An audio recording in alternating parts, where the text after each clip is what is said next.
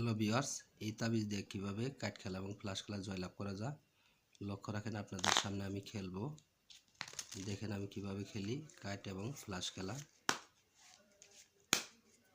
প্রথম ছিলাম বিবি, আমি বিবি চাইছি, লক্ষ্য করেন বিবিটা কোন দিকে চলে যা। এই যে বিবি তাবিজের দিকে এসে পড়ছে। তো দাদা আসলে তাস খেলাটা ভালো না, খুব খারাপ নেশা, যারা ছাড়তে পারে না শুধু তাদের জন্য ভিডিওটা। চাইলাম এবার 3 ফোঁটা, লক্ষ্য রাখেন 3 ফোঁটা কোন দিকে চলে যা। এই যে 3 ফোঁটা এসে পড়ছে। এবারে বসে রাখলাম, লক্ষ্য রাখেন তাবিজ যেদিকে থাকবে সেদিকে চলে যাবে। আর প্রবাসে যারা থাকেন তাদের দেওয়া যাবে, কোনো সমস্যা নেই। চাইলাম 4 ফোঁটা, এবার লক্ষ্য রাখেন 4 ফোঁটা কোন দিকে চলে যা। যত পাতির নিচে থাক আসবেই, তাবিজ যেদিকে থাকবে এই যে চলে গেছে।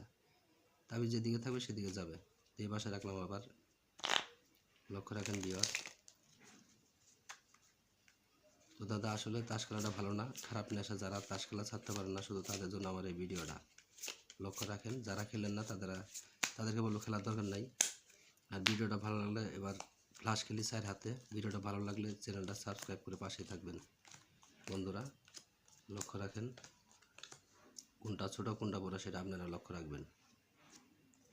লক্ষ্য রাখেন কোনটা ছোটো কোনটা বড়, 7-এর জোড়া এটা।